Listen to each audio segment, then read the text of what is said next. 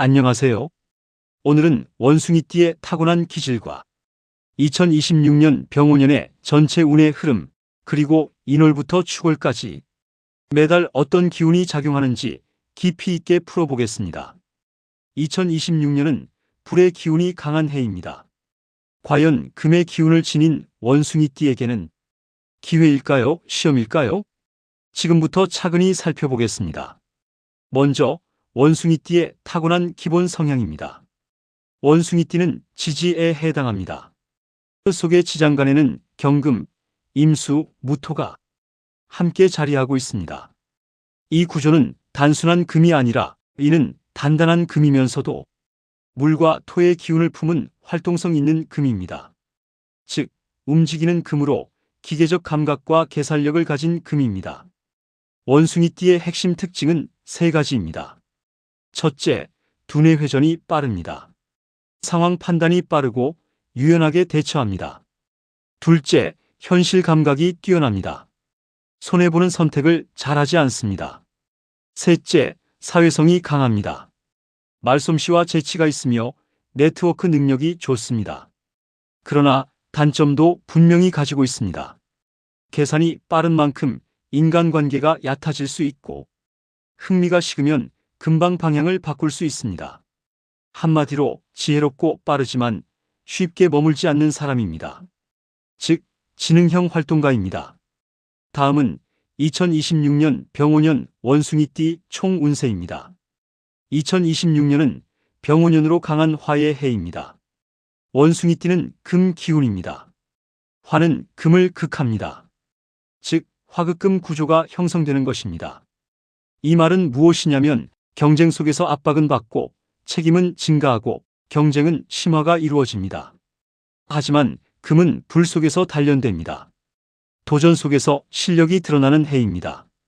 또한 오와 신은 직접적인 합은 아니지만 연말 자월에는 신자진 삼합수국이 작동하고 상반기에는 화기 과다로 긴장감이 형성됩니다. 한 줄로 정리하면 도전과 시험 속에서 실력이 드러나는 해라고 할 수 있습니다. 즉, 도망치면 손해이며 맞서면 성장이 되는 해입니다. 다음은 2026년 월별 운세입니다. 월운은 12운성과 12신살 그리고 합, 충, 형, 팔을 중심으로 살펴보겠습니다. 먼저 1월 인월입니다. 1월은 12운성으로 장생이며 12신살은 역마살입니다. 관계는 인신충입니다. 장생은 새롭게 태어나는 기운으로 시작, 도전, 활력이 살아납니다. 하지만 동시에 인신충살이 강하게 작용합니다. 충은 변화입니다. 따라서 직장의 변동이나 이동, 인간관계의 충돌이 이루어지며 역마살까지 겹치므로 이동수와 변화수가 매우 강한 기운이 있습니다. 즉, 움직이지 않으면 움직여지게 되는 달이라고 할 수 있습니다. 재물운은 수입 구조 변화 가능성이 있으며 기존 거래처의 변동, 계약 파기 가능성이 있으며 투자나 확대는 금물입니다. 따라서 1월에는 방어 전략이 최선입니다. 다음은 2월 묘월입니다. 묘월은 12운성으로 목욕이며 12신살은 육해살입니다. 육해살은 가까운 사람과의 오해나 손재입니다. 지인과의 금전거래 금물이며 투자, 계약, 동업은 신중히 해야 합니다. 감정 소비가 재정 손실로 이어질 수 있습니다. 사업운은 동업자는 파트너 갈등 가능성이 있으며 문서 검토는 철저히 해야 할 것입니다. 다음은 3월 진월입니다. 진월은 12운성으로 관대이며 12신살은 화개살입니다. 관대는 사회적 활동 증가입니다. 화개살은 내적으로는 고독하나 겉은 활발하고 속은 복잡해집니다. 관계는 신자진 삼합의 씨앗이 싹 트는 시기로 협력의 씨앗이 생깁니다. 재물운은 새 수익 루트를 모색이 가능해집니다. 그러나 아직 실현 단계는 이루지 못합니다. 사업운은 기획, 준비, 전략 수립에 매우 좋은 달입니다. 다음은 4월입니다. 4월은 12운성으로 걸록이며 12신살은 겁살입니다. 관계는 인사형 살입니다. 작용의 분석은 형은 내부 갈등, 법적 분쟁 가능성이 있습니다. 겁살은 재물의 경쟁과 세금, 법률, 문제 주의해야 합니다. 사업운은 조직 내 파워로 충돌할 수 있으며 의사결정은 신중하게 해야 합니다. 다음은 5월입니다. 5월은 12운성으로 제왕이며 12신살은 제살입니다. 작용의 분석은 기운이 최고조에 이릅니다. 재물운은 매출이 상승 가능성이 있습니다. 하지만 제살은 자금 회전이 빠르며 큽니다. 즉, 들어오자 곧 나갑니다. 사업운은 확장의 기회가 있으나 과잉 투자는 금물입니다. 다음은 6월 미월입니다. 미월은 12운성으로 쇠이며 12신살은 천살입니다. 작용의 분석은 천살은 외부에서 압박하는 기운입니다. 재물운은 대출이나 차입은 신중히 해야 합니다. 현금 유동성 확보가 필요합니다. 사업운은 규제나 감사, 외부 평가의 가능성이 있습니다. 다음은 7월 신월입니다. 신월은 12운성으로 병이며 12신살은 지살입니다. 병은 체력 저하로 과로 주의해야 하며 지살은 이동운입니다.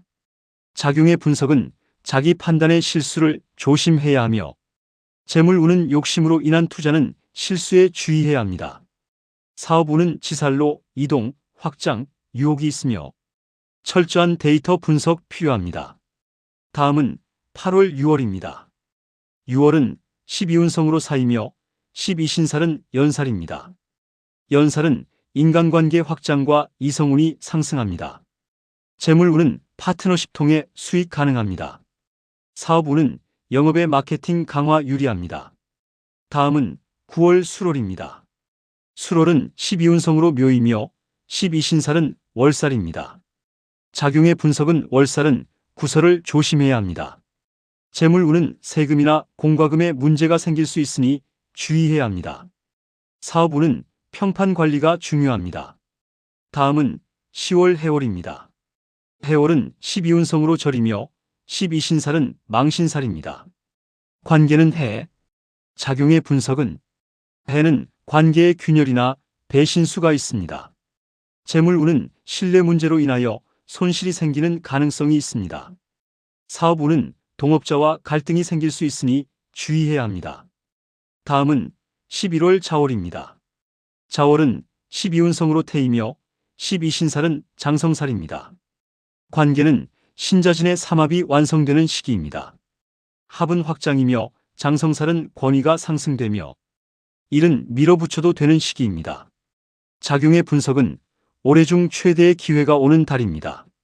재물운은 큰 수익이 가능하며 계약이 성사될 확률이 매우 높습니다. 사업운은 확장이나 투자, 신규 사업의 시작에는 최적기입니다. 다음은 12월 축월입니다. 축월은 12운성으로 양이며 12신살은 반한살입니다. 작용의 분석은 안정과 자리를 잡고 회복되는 시기입니다. 재물운은 수익 구조가 안정됩니다. 사업운은 내년의 기반을 구축할 수 있습니다. 위의 내용을 정리하면 2026년 원숭이띠는 재물과 사업 흐름은 1월에는 충으로 구조 흔들리며 4월에는 형으로 내부 갈등이 생기며 10월에는 해로 관계에 있어 시험이 되며 11월에는 삼합으로 큰 기회가 있습니다.